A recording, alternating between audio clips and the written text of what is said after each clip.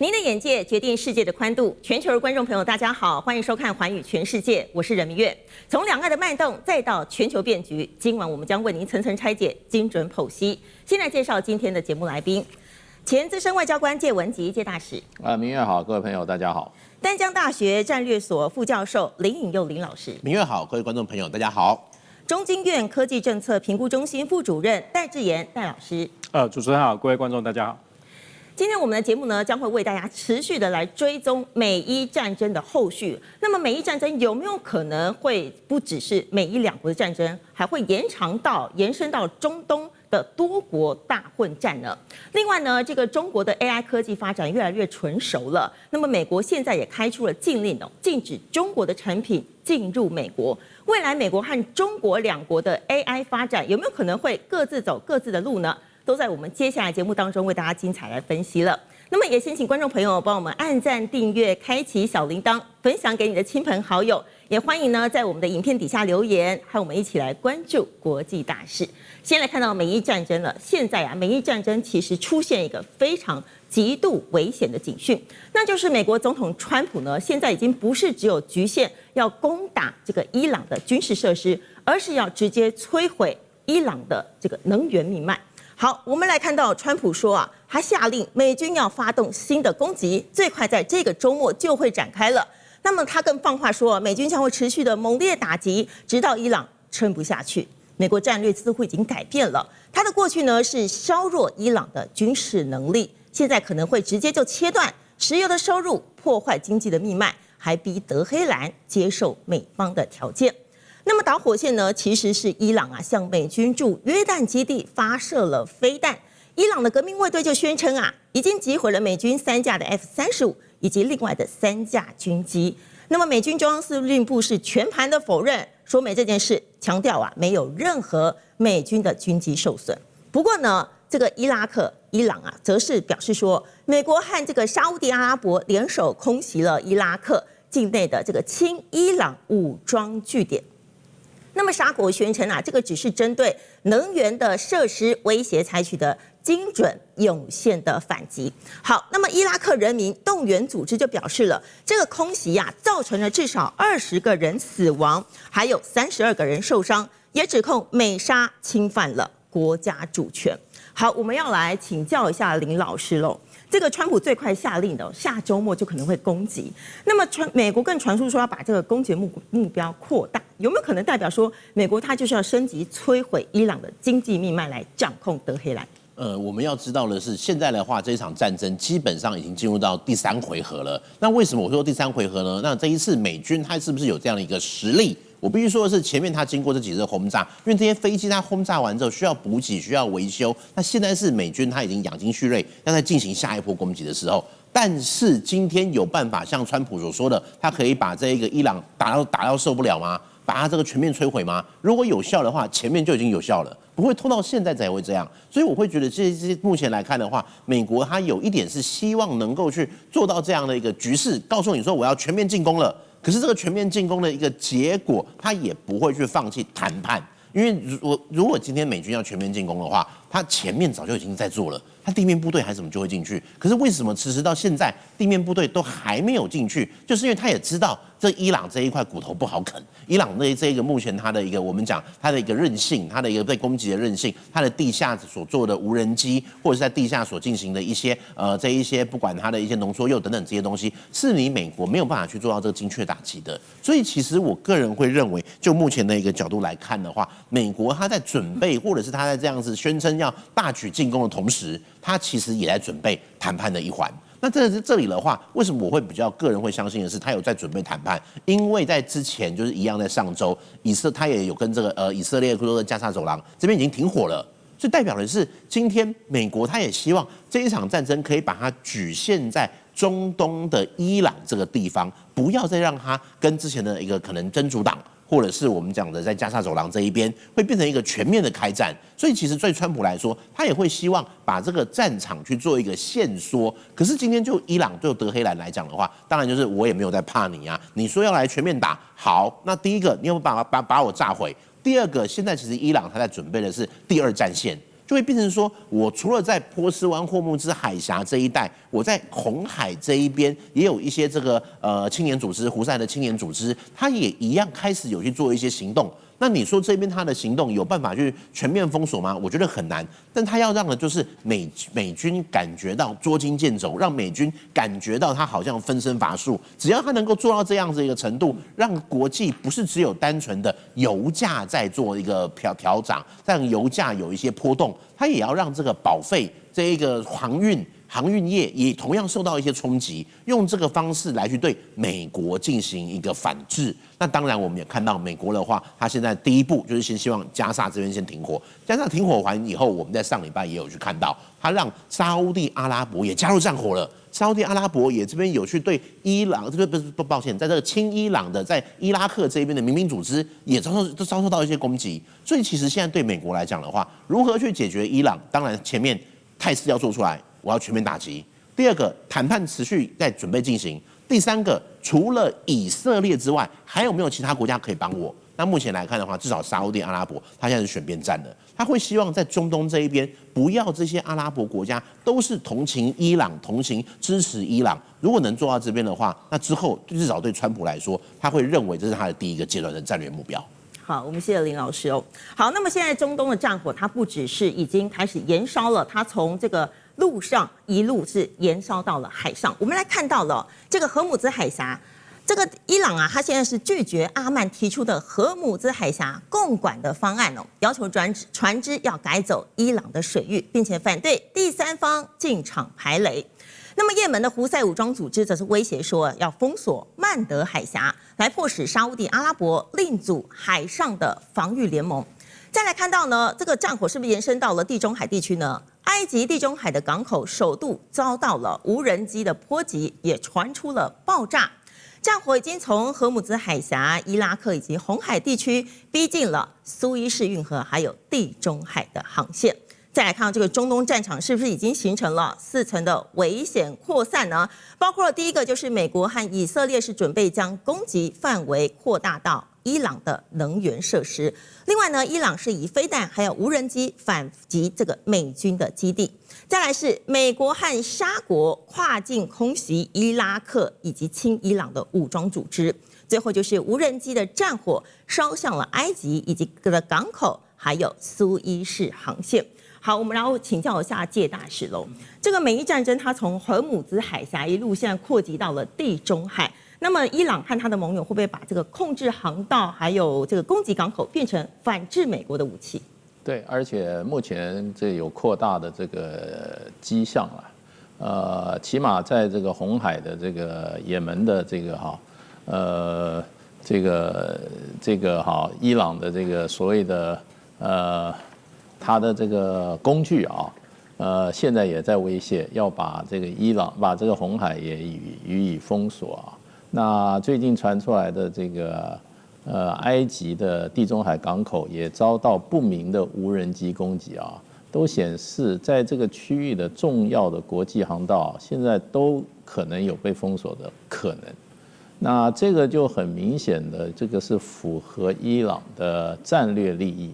因為這場戰爭如果只是美國跟伊朗之間兩國之間的這個作戰的話，它不會引起其他國家的關切。那可是這場戰爭如果變成這個重要的航道、國際航道被封鎖，導致國際的能源，尤其是油跟氣，再加上國際的物流點的被切斷的話，那就變成一個不只是區域的問題了，而且它變成一個全球性的問題。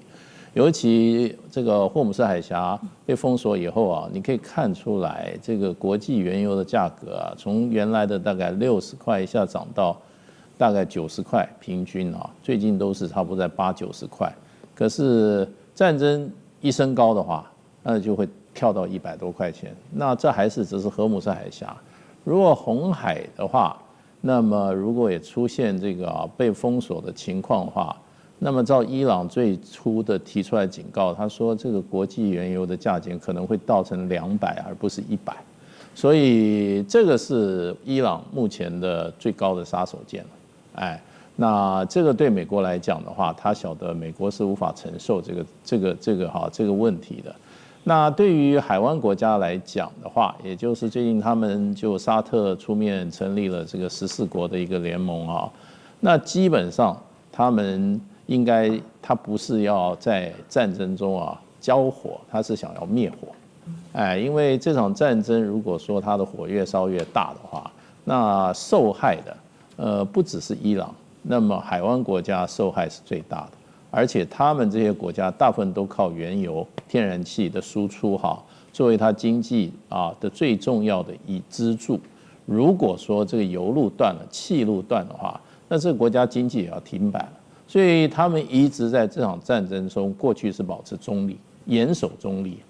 包括基地都不給美國人用的啊。雖然他們跟美國有這個很密切的安全合作關係，可是他們是不給美國人用他的基地的。即使他們被伊朗在這個作為以打擊美軍境內的美軍基地為，他們也受到很大損失，可是他們基本上還是嚴守中立。那麼現在呢，我覺得他們成立這個聯盟基本上應該是要積極參與這場戰爭的背後的怎麼樣斡旋，跟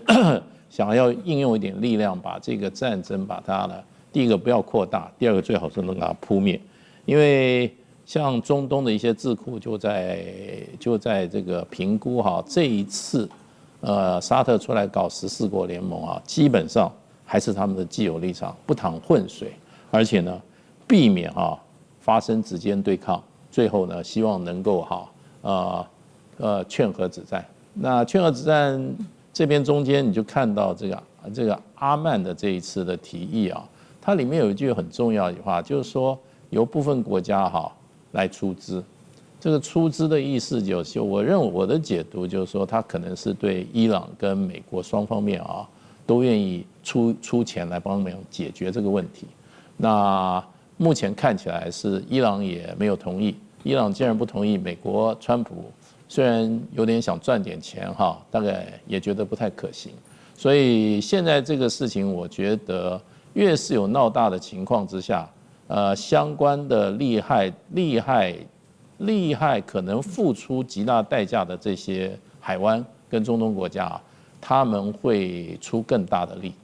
這個力不是只說說，而且我覺得在幕後的外交接觸裡面，應該是願意拿很多錢出來，解決一些可能可以用錢解決的問題。那所以這場戰爭，我覺得川普他在上個禮拜講了，他說好多人都在勸我，都想要阻止我，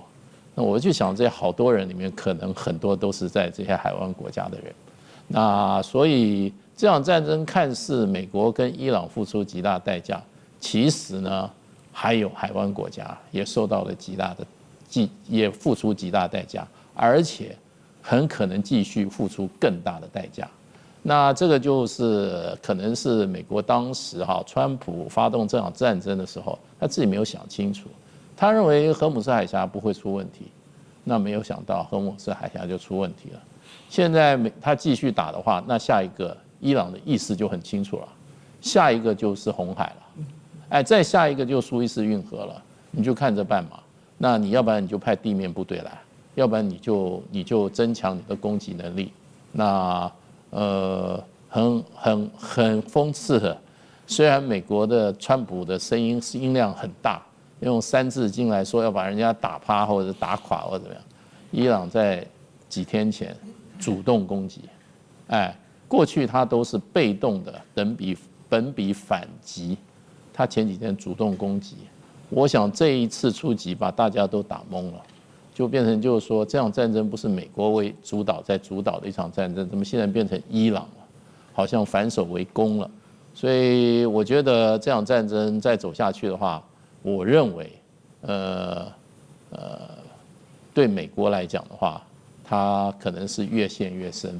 而且可能要付出的代價，可能會是以共和黨在年底的選舉上慘敗為一個代價。好，我們謝謝大使哦。那麼這個戰爭呢，它還沒有這個蔓延，不過呢，市場卻已經付出了代價。我們來看到啊，這個石油和天然氣以及貨櫃航運的部分，戰爭呢從美伊的交火迅速演變成橫跨這個伊朗、伊拉克、約旦、沙烏地阿拉伯、也門以及埃及的多戰線區域衝突。好，那麼荷姆茲海峽、曼德海峽以及蘇伊士運河同時都拉響警報了。3道的關口串聯了波斯灣、紅海以及地中海，是全球石油、天然氣以及貨櫃航運的核心命脈。那麼衝擊到的不是中東的戰局，更可能會引爆國際的油價、運費，還有全球的供應鏈。來看到現在，布蘭特原油已經升高到了每桶90.12美元，西德州原油是來到了84.67美元。那麼7月份呢，又大漲了24%以及21%，創下3月以來的最大的單月漲幅。那麼歐元區啊，7月份的通膨也升高到了2.9%，能源壓力開始向物價來傳導了。好，我們要來請教一下戴老師了。如果這個媒體進一步的轟炸的話，這個伊朗的能源設施，那麼有沒有可能會導致未來的原油啊變成突破了100美元呢？短期內應該是會有機會看到啦，不過就是說它能夠持續多久？因為那個畢竟就是一個市場的交易價格嘛，哈。但是中長期來看的話，這個反而會是一個訊號，就是讓美國過去的它本身也生產頁岩油的這些廠商，可能也看到了再次生產的機會。因為前一陣子頁岩油的廠商會講說，那市場的價格這麼低啊，我的生產成本這麼高哈，其實生產頁岩油去供應這個國際市場是不太合乎這種法則嘛，哈。但是現在如果能夠把價格再一次的往上提，那美國是不是會增加它這一些本身的石油輸出的能量哈？這個恐怕就是一個變數。所以這個變數如果考慮進來的話，那中長期是不是能夠維持在一個100塊以上的那個價格，很可能就是另外一個不同的狀況了哈。那在這樣的一個狀況上面來講的話，其實產業端會有一些因應。我們會看到就是從美伊戰爭開打到現在，油價其實沒有去突破所謂的歷史最高點。好，我們現在看到大概都是100多塊上下。但是我們要特別留意一件事情，就是有幾個點哈。第一個就是說，全世界的產業是不是已經找到了因應的解方？好，那看起來已經大家慢慢找到這樣的一個解方。有的來源，我現在可以不從中東進來，我可以從其他國家。那美國也放寬了俄羅斯過去的石油禁運跟銷售這些限制令嘛哈。所以其實市場上的供給並沒有因為這樣就大幅的減少掉。那第二個就是說，在這個過程裡面來講，石油不單單只是當做一個能源的角色，它其實是很多產業的上游啦。所以當我們要做这些石化產業的發展的時候，其實沒有煉油廠生產出來這些東西哈，各位可能就買不到塑膠袋。那我的PCB 可能供應就會開始受限，因為上游很多原料是來自於石化產業。那我其他的產業上面，好像農業有些化肥是來自於石化產業出來的這些氮啊，哈，這些化合物才能做。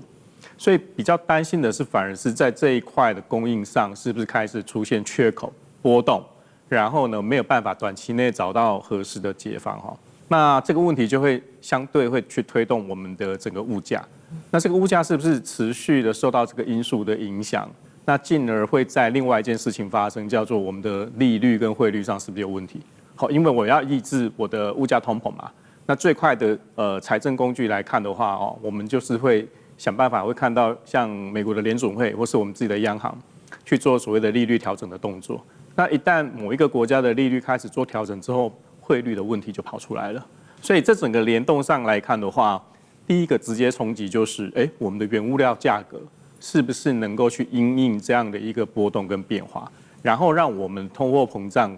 落在我們想要控制的區塊。好，那這個目前看起來歐洲已經開始有點承受不住嘛，它開始跑出來。那美國事實上也看到這個現象。那美國的現象更複雜原因是因為它還有過去關稅的這個因素上來，所以拉高了整個美國他們自己在國內通膨的那個問題哈。所以當這些問題如果要同步的去思考的時候，我們就發現說，其實全世界的產業也開始慢慢的找到這樣的一個解決的方案啊。所以短期上來看，它有可能會看到100塊，但是中長期也許可能會在目前的水準之下去做一些波動。好，我們謝謝戴老師哦。我們先休息一下，待會兒我們請專家們來幫我分析未來的美伊局勢。好，我們來看到近期的中東的局勢啊，無疑是在這個全球的金融還有地緣政治上是一起巨大的黑天鵝。那麼黑天鵝指的就是我們不可預測的這個大事件哦。好，那我們來看到這個，當我們看到美軍在波斯灣它部署的，以及以色列和伊朗不斷的升級了軍事的動作，那麼這場潛在的衝突會用什麼樣的形式來收尾呢？對於全球供應鏈的衝突的衝擊，邊界又是在哪裡呢？好，那麼我可以注意到這3點啊，就是美軍的實質調度，以及伊朗的防空能力，甚至呢還可以不能這個忘記的，就是他們的抵抗之狐代理人的網絡。整個攤開來看呢，我們的這個團隊啊，也幫大家預測了3種未來美伊有可能的會的走向的趨勢。我們也會請我們今天的這個專家來幫我們預測這3項哪一項是最有可能的美伊未來的局勢。我們先來看到 A。美國速勝伊朗求和，好，在極限的威懾下的政權談判方案，美軍和以色列呢，在極短的時間內啊，會利用絕對的海空軍的優勢，高精準的來導引武器，全面癱瘓伊朗的核設施。那麼還有它的關鍵彈道飛彈基地，以及哈格島的石油出口終端。另外呢，伊朗也會面臨國內的政權生存的極大壓力，最後呢是被迫的重回談判桌，來接受美方開出的全面停火還有限核的嚴格條件。再來看到 B 的可能呢，就是伊朗消耗拖垮了美國，也就是說這個不對稱的泥淖戰以及後勤的戰動，伊朗呢會利用持久的飛彈以及無人機不對稱作戰來抗衡美軍必須要長期在中東來維持龐大而且高昂的武器部署。不過呢，美國的彈藥庫存也拉上了警報了，會拖垮全球的經濟，引發這個通膨，嚴重削弱了美軍在印太地區或是東歐地區的戰略嚇阻力。接下來看到 C 了，就是多國參戰中東大戰，有沒有可能會演變成 C 呢？地緣抵抗之狐啊，全面外溢。伊朗發動了跨國代理人的網絡，同步呢對中東多點展開了飽和打擊。也門胡塞武裝組織呢，還有黎巴嫩的真主黨、敘利亞以及這個伊拉克什葉派民兵都會來出動。另外呢，中東3大核心航道，包括了荷姆茲海峽、曼德海峽、蘇伊士運河，將會同時的斷裂，導致全球高達1/3的海運原油還有重要的貨運通路是全面的中斷，那麼國際油價恐怕會失控飆升。好，我們現在要來請這個專家來幫我們預測這3種哪一種有可能是未來的趨勢走向。待會再請這個來賓們同時的亮牌。那麼在來賓們在預測的時候呢，也請觀眾朋友思考一下。這3種哪一種您會覺得是最有可能發生的呢？也歡迎在我們的影片下方留言給我們一起來討論。好，我們看老師們。好，我們來看一下啊，3位來賓答案都是 B。好，我們先要跟觀眾朋友說，我們沒有先那個偷看啊，我們是沒有的，都沒有講好，大家都是選 B 這樣子。好，那我們先請教一下介大使，為什麼選 B？第一個就是說。你說這個美國可以速勝哈？美國如果可以速勝的話，就不會打到4個月。那現在要速勝的話，我跟你講啊，在2003年的時候，美國當時打伊拉克啊，他也沒有速勝，他用了30萬陸軍打進去，更不要說他當時的海空的力量啊，遠大於現在這個川普在這個伊朗戰爭中使用的兵力啊。那他一共是3月開始打，12月才抓到薩達姆·侯賽因，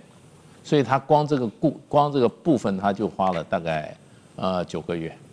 包括地面戰爭才算告一段落，所以速勝很難吶。然後呢，這個他這樣戰爭一開始的時候，幾乎各國的軍事專家都有一個共同的一個看法，就是說你不可能用遠距的轟炸，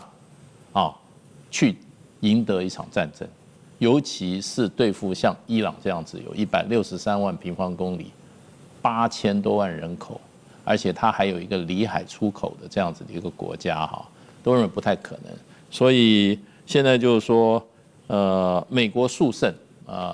基本上大概如果勝的話，早就該勝了。所以以現在美國的川普的這個作戰的意圖啊，還有他這個顯露出來的他的作戰的決心的話，大概速勝是很困難的，速和比較有可能。對，那可是問題就川普的這個打法的話，基本上他是怎麼講呢？他不太乾脆，你這個什麼都跟簽這個60天，然後什麼東西就是說自己簽的東西自己最早宣布說啊，這個議定書這個停火已經沒有了，那所以就变成很難訴。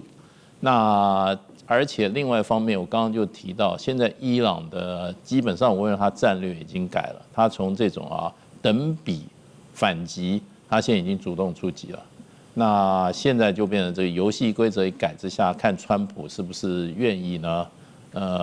有更大的妥協空間了。所以可能美國要戰勝這場戰爭，所以勝利屬於美國一方，覺得可能性很低。而且最近我聽了一個一個專家講一句話，蠻有道理的，就是說攻跟守，你只要沒有投降，你沒有戰敗，基本上你就算守的成功了，對不对？你本來就是守嘛，对。可是攻的方面，你一直沒有辦法讓你的對方投降，或者說攻城略地，那你就是失敗。所以這個說法，其實我認為某種程度是蠻有道理的。那美國是久攻不下，也沒有看到他要出地面部隊啊。你要記得啊，2003年那時候布希是花了30萬美金美軍地面部隊，而且你知道傷亡有多少嗎？光美軍傷亡4500人，美軍的受傷事實上是22226人，所以那个是很大的一個傷亡比例啊。所以有沒有那川普願不願意，這是一個問題啊。這個是不是前車之鑑，讓川普不敢出動地面戰？應該是這樣吧。地面戰的話，就不是14個、15個、16、17的，你還可以斤斤計較，說哎那個要校正回歸，哎那就不行啊。那個地面戰的話，那是人肉怎麼樣？人肉戰車啊。好，我們謝謝謝大使。那麼再問一下林老師，為什麼也選 B 呢 ？OK， 我們就先從這個最傳統的消去法嘛。我們這個像以前考試，我們都說先消去法，先把不太可能的先去掉。我們就剛剛大使有去提到 A 這個基本上要贏早就贏了嘛，不太可能拖到現在。那我們就講一下 C 好了。C 的話，你說有沒有可能這個全面開打？伊朗這一個，他跟這個胡塞組織、跟真主黨、跟這些敘利亞全部來做合作，我覺得合作有可能，但是現在來看的話，他也不太想把這場戰爭打到那麼大，因為如果你把這一場戰爭變成一個全面戰爭的話，那中東其他國家會怎麼看伊朗？因為講的難聽一點，今天就是因為你伊朗在這邊偶爾炸了2架這個無人機，偶爾有一些小型的攻擊，造成我們現在的一個景氣，造成我們現在的運輸，造成我煉油廠的一個攻擊，那會不會反而會讓這些中東國家聯合起來一起來對付伊朗？所以在這裡的話，伊朗它的攻擊雖然它上之前主動發動了攻擊，可主動發動攻擊是告訴美國說，我也有主動發起攻擊的能力。他把戰場的主動權拉回到德黑蘭人手中，可是他會不會希望這變成全面的戰爭？他也不希望。那對美國來講的話呢，他當然也更不希望，甚至是我們其實看油價有一點每次到90幾或者是快到100的時候，感覺又有一個利多消息出來，然後又讓油價降到大概70塊錢左右。降下去，然後到接近到50、60，又一場戰爭，這個戰事又升高，又讓它回到80、90。所以其實今天雙方都會希望這場戰爭是一個有限度的限制在中東的區域型的，我們叫局部戰爭，不希望它變成一個全面戰爭的一個發生的一個狀況。那另外的話，在 B 這邊我可能也補充一下，沒有錯，會陷入到一個泥濘的狀況。可是有沒有辦法去拖垮美國？會有可能會拖垮美國的經濟跟美國接下來的選情，但是會不會讓美國被削弱它在這個印太跟東歐的戰略核主力？我覺得這2點也是要去分開來，因為其實我們可以去看到美國為什麼在跟沙烏地阿拉伯或其他國家開始有更多的一些合作，甚至是它也在印太這個地方，像之前的環太平洋軍演，它也接下來會更加的去利用日本、菲律賓甚至澳洲這些國家，希望在印太這一邊幫他一把。那更不用說在歐洲這裡了。現在波蘭就是美國在歐洲非常重要的一個幫手，他也會希望的是，不是只有我美國的力量，而是我可以去透過我盟邦來幫助我在這個附近去做到一個戰略上的平衡，也去幫助我不要讓我美國被拖垮的那麼快。所以從這些角度來看的話，我個人還是覺得 B 的狀況會比較有可能。但是這個 B 的話，可能我會修正一下，把後面那一小段削弱美國在印太跟東歐地區的戰略核主力那個地方，我會把它覺得做一些小小的修正。是我們謝謝林老師。那麼戴老師的看法呢？我覺得當然有3個事情可以看在 B 發生了哈。第一個就是說，其實伊朗的策略我覺得很清楚，就是你美國沒有求勝的決心，你只是要跟我談。那用一個方式來談，所以美國的威信是不是能夠持續？因為包含他能不能管住旁邊的以色列，然後呢，配合美國自己的這些行動，我想伊朗可能都開始評估過你們2個是不是會有點矛盾會出來了哈。所以第一個就是我選擇這個戰略對我來講的話是有利的，選 A 跟 C 其實都不太可行，因為 A 就像大使講的，如果能夠做早就做完了，而且 A 的部分要求和，它事實上已經談了很多的版本了嘛哈。那 C 不太可能，原因是因為那個東西就要牽涉到很多大國要願意加入進來。那目前看起來中國也不會，俄羅斯自己在忙着打烏克蘭哈。那北韓應該也不太會去蠢蠢欲動啊，所以能夠要讓它掀起多國大戰的可能性是比較低啦。那第二個就是在消耗戰的這個背後來講的話，其實是一個各國在背後支持的消耗戰，好，包含中國、俄羅斯他們在科技跟產業上面的協助。所以雖然伊朗打到現在，我們理論上應該看到說，你飛彈都應該打完啊，無人機都應該用完啊，可是沒有哦，現在源源不絕在出來，而且伊朗內部當權派的意志，他們其實也是有派系問題。現在看起來就是主戰派的革命衛隊比較占上風嘛哈，所以他會覺得說，我既然後面有大國能夠有資源支持我，為什麼現在要跟你去談這些事情啊？好，所以討價還價下來，其實他可以得到實質的利益。那這些實質利益包含什麼？過去伊朗在美國的資產是不是可以解凍？好，然後第二個事情就是，我以前石油是禁運的，我能不能在這樣打談拖垮你、消耗你的過程裡面，讓你開一個窗，讓我可以把石油開始賣掉，美其名叫補償你的戰費，或者說，我國內經濟建設有需要哈，這個其實都會有個機會開始賣。那同時去突破一個所謂國際禁運上的一個問題嘛，哈。所以我覺得在 B 的這樣的一個模式上面來講，其實對伊朗來講利益當然相對比較大，而且我可以利用不對稱的這些技術跟成本，讓你美國很難去應付。那最後一點其實會變成回應到剛剛林老師講的哈，就是在印太上面的一個核主力來講，雖然它還是在，但是基本上你會發現，美國開始把很多他自己的軍事力量都集中到中東去的時候，它其實更依賴亞太、印太地區盟邦的一些協作。好，那這個部分，美國是不是有能力開始去做這樣的一個部署跟改變？哈，我覺得伊朗也在盤算這件事啊，因為你有你的亞太盟邦，我當然也有我的中國好朋友啊，哈，所以像這樣的一個狀況看起來的話，我覺得你目前的整個局勢的發展上來看，伊朗跟美國確實是在 B 的這樣的一個模式裡面有點泥淖了。我們謝謝戴老師哦。接下來我們先休息一下，下半場會帶你來關注美國和中國的 AI 競賽。美中的 AI 戰爭正從螢幕走向實體的世界。我們來看到了美國啊，它現在已經封鎖了。川普政府呢，把戰線從高階的設備推向了人形機器人、四足機器狗以及電力逆變器。那麼 AI 競爭的下一個戰場呢，不是比誰比較聰明了，而是誰能夠讓 AI 擁有身體，真正的走進工廠、家庭、還有戰場以及能源系統。那麼現在呢，美國聯邦通訊委員會啊，將外國生產的先進機器人還有電力逆變器納入受到管制的清單了。那麼如果原本是已經取得認證的既有產品，目前是不受影響的，而廠商呢是也可以申請有條件的豁免。好，那麼華府提出3大理由，為什麼要禁止呢？他們說啊，中國機器人它擁有鏡頭、感測器，還有網絡的連線，可能會蒐集工廠、家庭以及公共設施的資料。另外呢，中國的機器人如果被遠端控制的話，可能會從資料安全的風險升級為實體的安全威脅。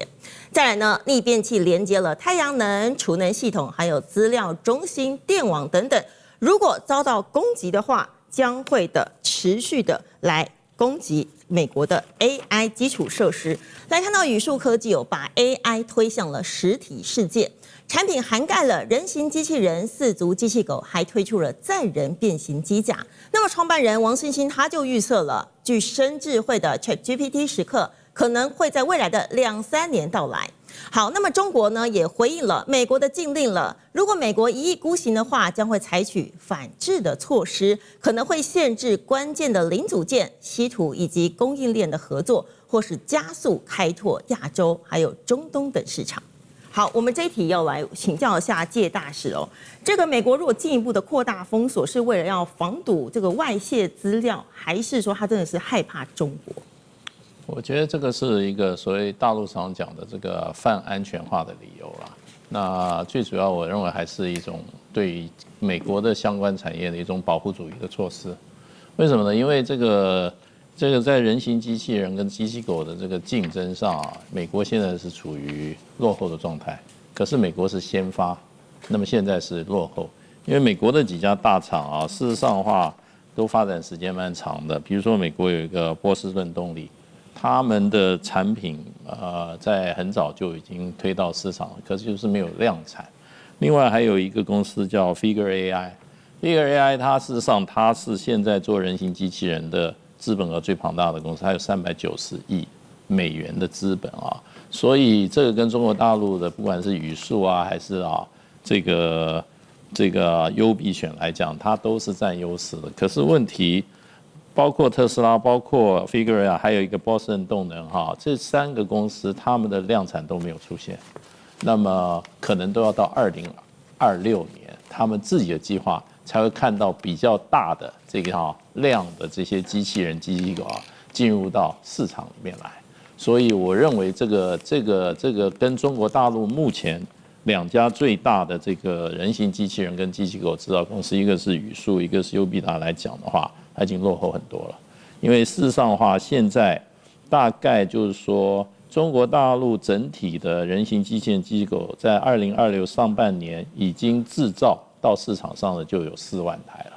那麼預計今年全年會超過10萬台，而美國相對的連中國大陸1/10的數目都不到。所以這樣子的一個發展的落差那麼我覺得美國的政府現在出手來保護美國的人形機器人跟人形機器狗當然啦，就是說最近 Tesla 的馬斯克也出來講說，中國大陸的這個AI 發展得很好 ，Kimi K3 也發展得很好，看他自己吹他自己的這個 Tesla 的這個機器人就是說。有多厲害多厲害，可是就是沒看到實品，所以這個情況之下，我覺得以美國的產業過去的習慣的做法，就是請他的政府出來保護一下。如果說他們在2026年還可以把這個市場就是說美國起碼它的這個人形機器人、機器狗的產量。增長到可以跟中國大陸的相關的產品能夠可以競爭的話，我想他們應該才會比較放心。要不然這個現在看起來可能在發展的在這個時間上我覺得看起來一般的估計是落後中國大陸1到2年。那這個1到2年就可能會關乎它整個這個產業未來的競爭力了。所以我認為這個美國這一次進中國大陸的機器人、機器狗那個理由很多啦，我也相信啊，我也不見得不相信。可是問題，我認為它最基本的起心動念還是保護主義。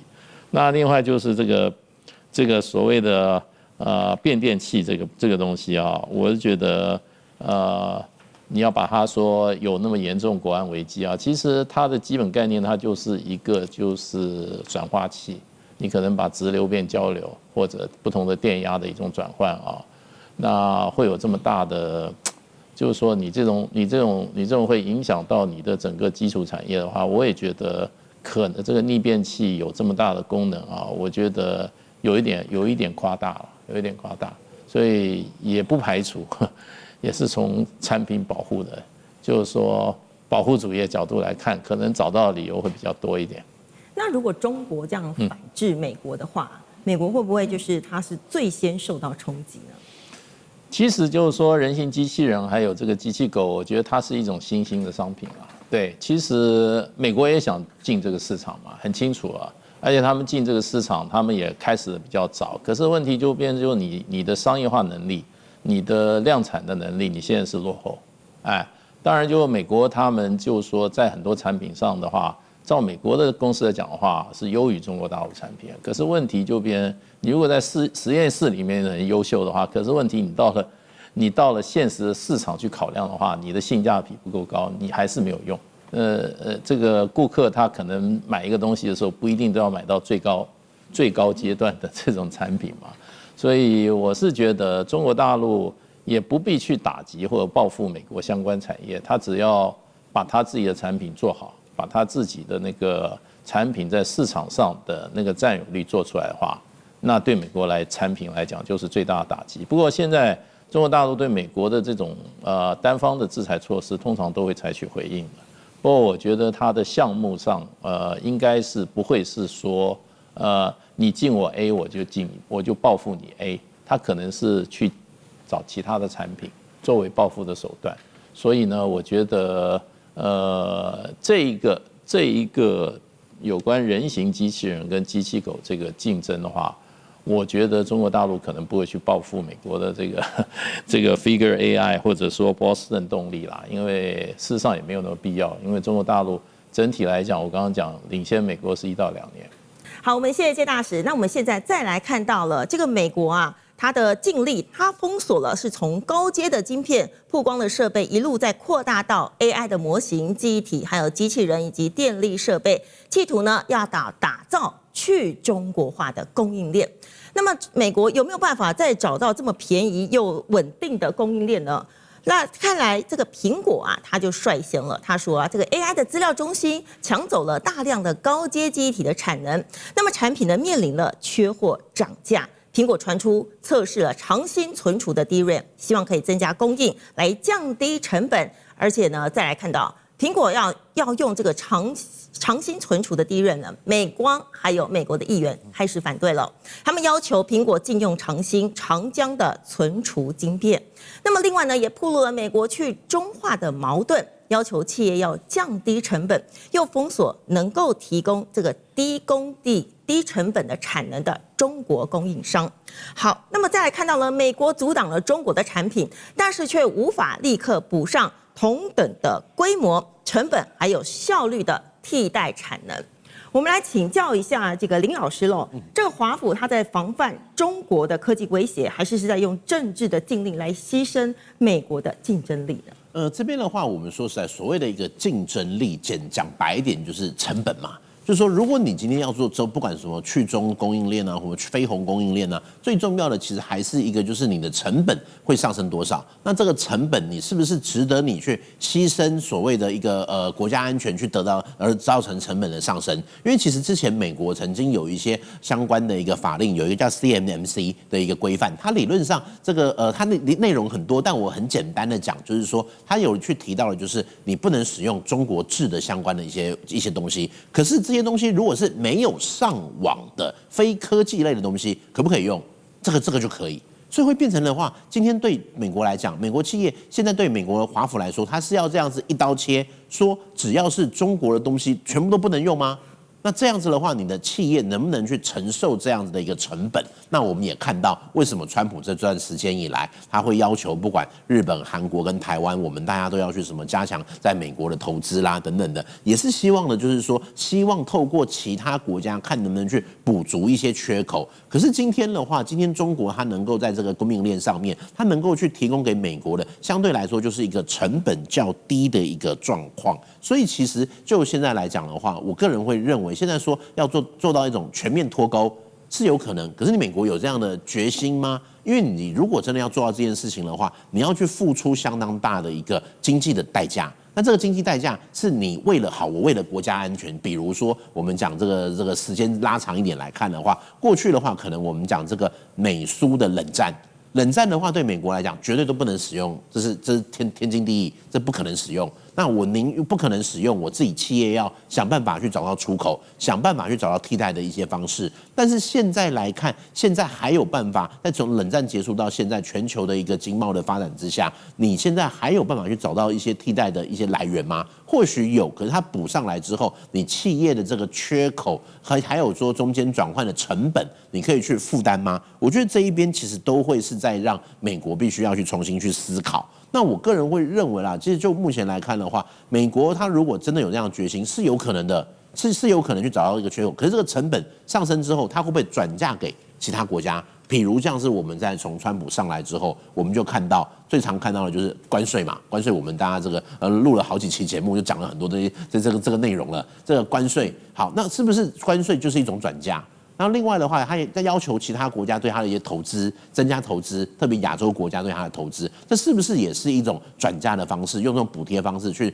造成他在這個供應鏈短缺的過程中間有辦法去有一些其他經濟的一個收入？所以我會覺得，其實現在對美國來講的話，方向是明確，可是中間要付出到多少的代價，這個就是他必須去思考的。好，我們謝謝林老師哦。那麼現在就在美中的 AI 科技競爭之際啊，現在啊，這個 AI 可能會面臨市場上的泡沫化。我們來看到彭博科技啊，它就模擬了說啊，如果 AI 的投資信心崩塌的話，標普500下跌20%。另外呢，資料中心投資會停滯，全球的 GDP 第一年恐怕會損失1.6兆美元。好，那麼美國的經濟也可能會逼近衰退，台灣和南韓等半導體的供應鏈也將會受到直接的衝擊。那麼另外再來看到中國啊，是開始量產了國產的浸潤式 DUV 那麼的曝光機，首批的設備預計今年交付中興、華虹以及長興存儲。另外呢，可能會讓中國啊在成熟的製程、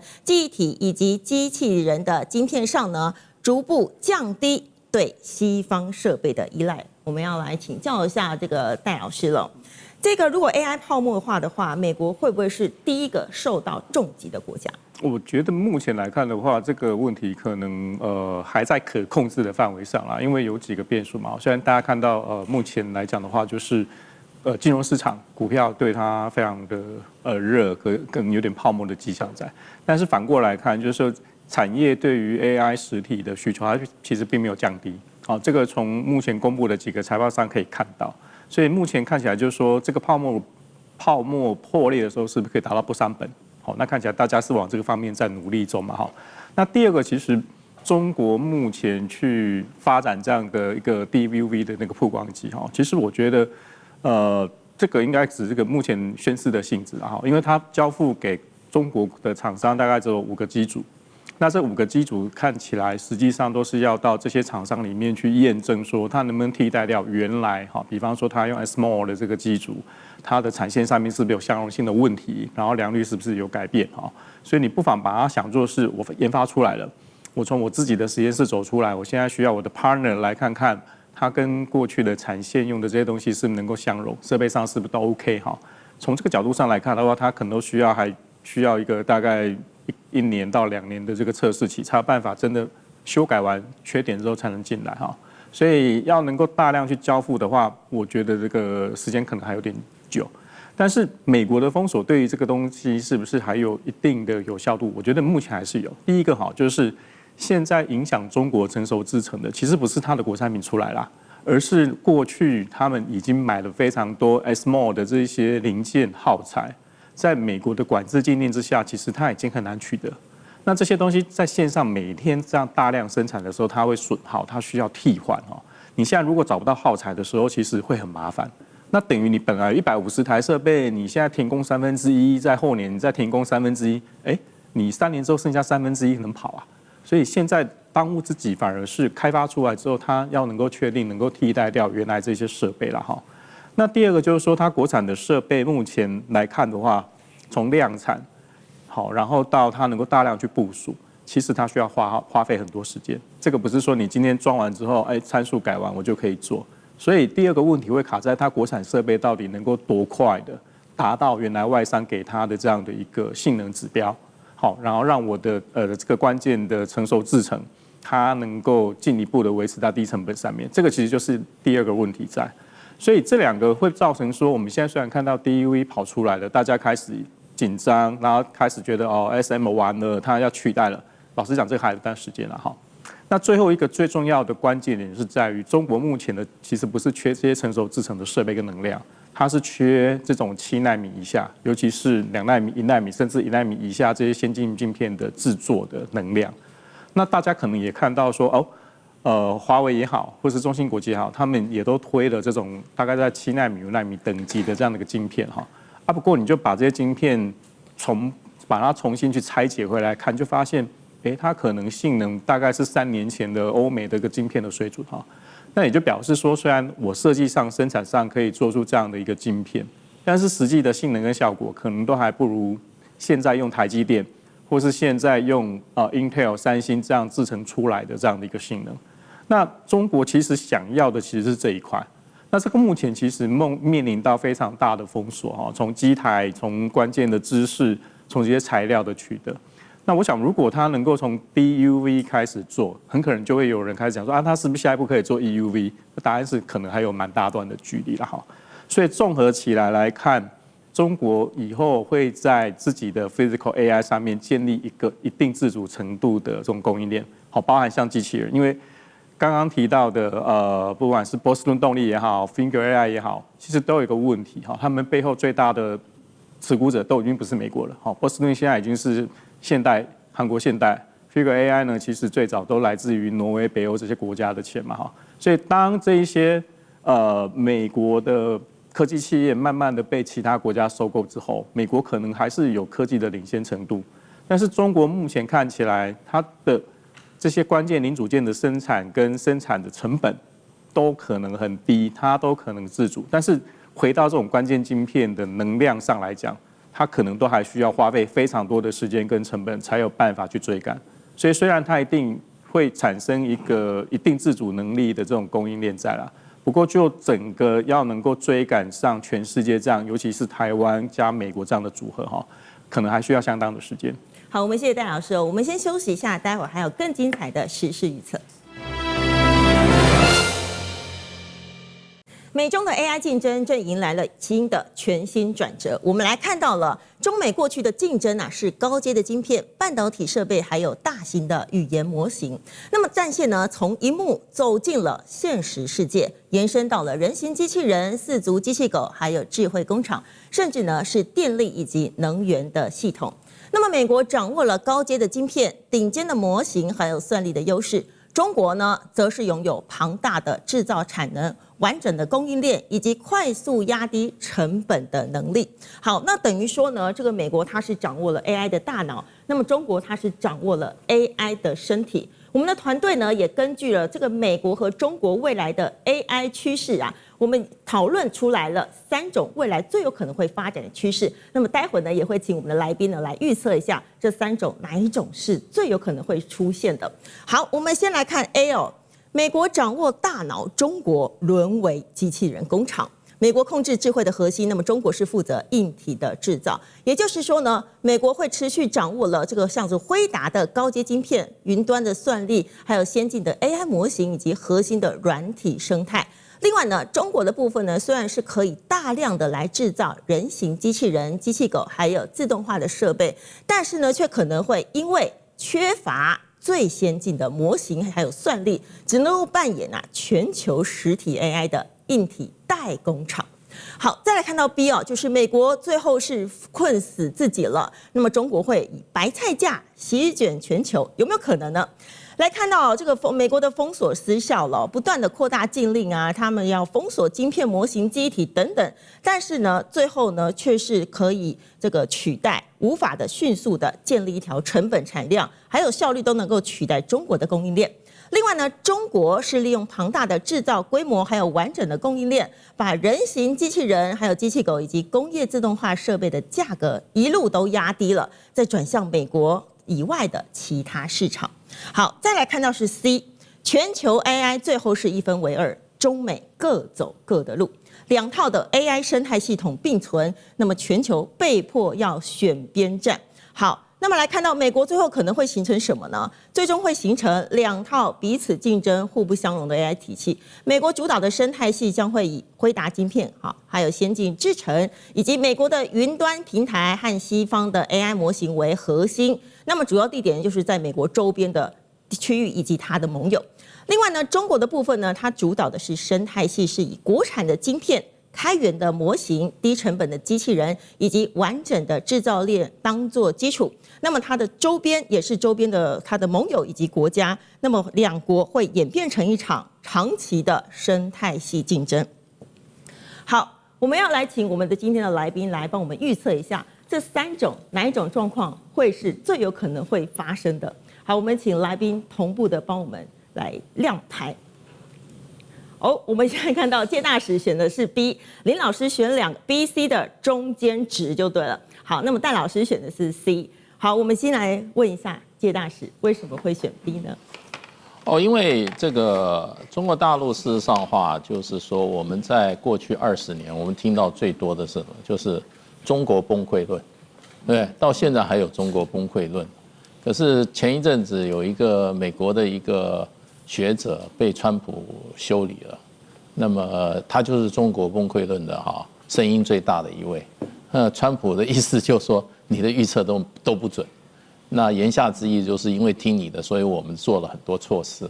對，所以呢，我是覺得就變成就是說，這個很多是要看事實啦。那現在全球的科技競賽裡面那我們要擺脫對中國大陸的過去的刻板印象，有人是停留在40年前，有人停留在30年前，有人停留在20年前，有人停留在10年前可是我覺得要看現在。那現在來講的話，中國大陸在這個所謂的 AI 大模型這個所謂的算法方面那已經事實上美國人說只差2-3個月，那有人說事實上是中國這個 Kimi K3 是領先的，對，這個就是說，我是覺得這個東西相距已經差不多了。當然，算力的部分，有的時候芯片的部分，因為中國大陸它發展比較晚，可是呢是被美國突然把它的這個芯片的製造的能力把它砍斷。那你看中國大陸在被這個完全孤立的情況之下，它趕得還蠻快的，因為這個 DUV 來講的，或者說是你的這個芯片的生產設計方面，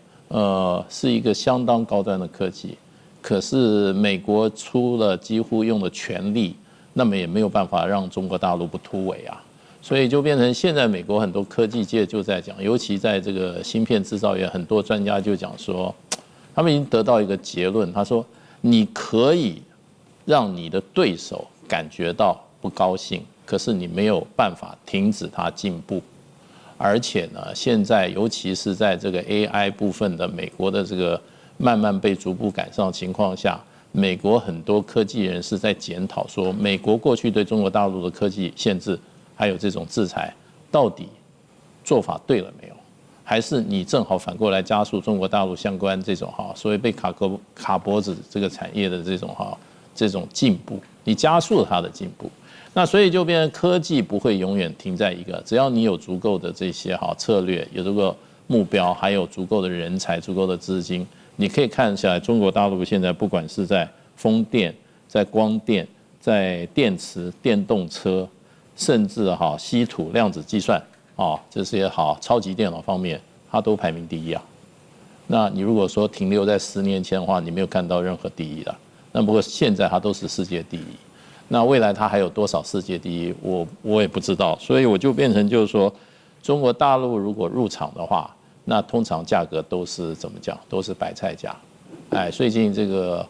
個中國大陸的這個長興存儲一出手一 IPO，變成中國大陸最大的一個企業，可見它的資本上也是相當厚實的，所以。我是覺得就变成就是說，未來如果美國繼續走這種路線的話，封鎖的話，最後就是封死自己。那麼增進中國大陸科技的進步，到最後中國大陸在各方面突破以後，以白菜價把其他各國的高科技也一起送進墳墓。好，我們謝謝介大使。那我要請林老師來幫我們解釋一下，為什麼會是 B 和 C 的中間值 ？OK， 好，那我們也是一樣，先用消去法。我們說 A 這一個有可能在美国掌握大腦，中國只是個代工廠嘛？可能像我們過去講了什麼 iPhone 啊，什麼手機，有沒有可能會這樣呢？我覺得現在這時代已經過去了，至少雙方應該是有點分庭抗禮的一個狀況，不太會像是傳統的製造業發生這樣的情形。那好，那 B 的話，我個人會認為是說，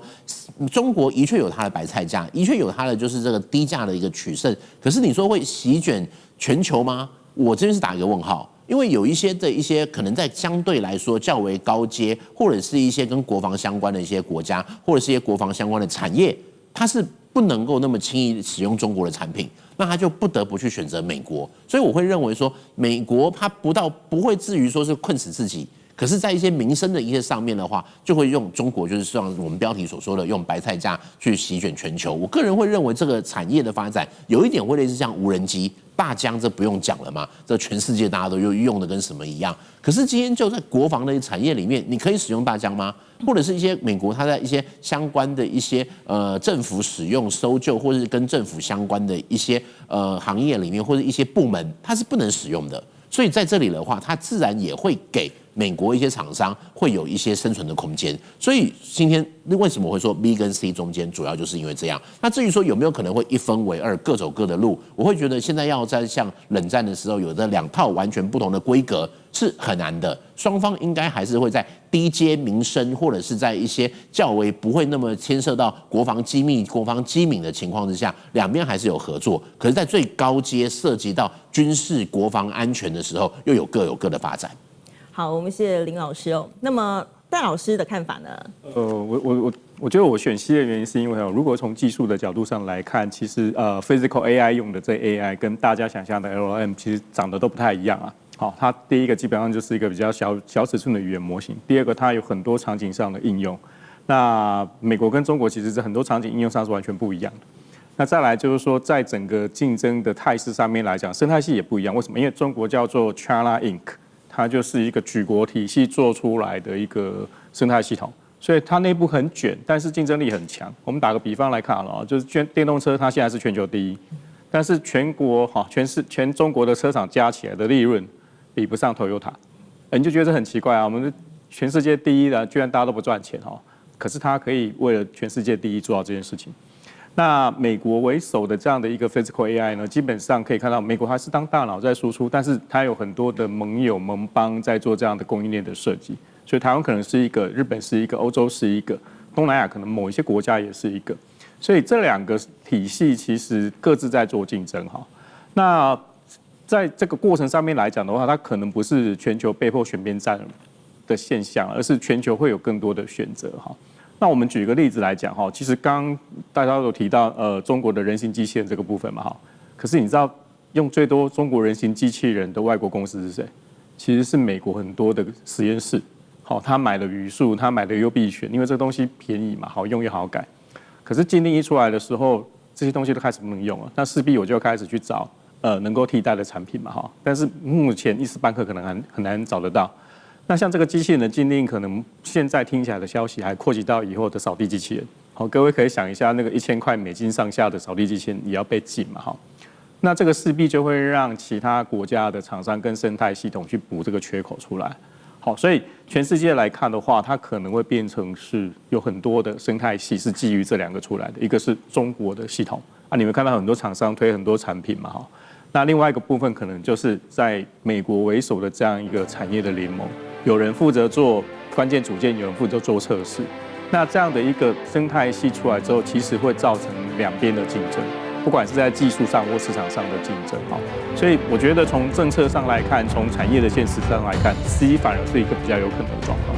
所以美國其實沒有辦法禁止中國就是大力的發展，很難，因為這個東西通常在原始的技術上會透過很多的學術期刊研究去理解到，從概念到落地那是另外一回事，從落地能夠到商業化又是另外一回事。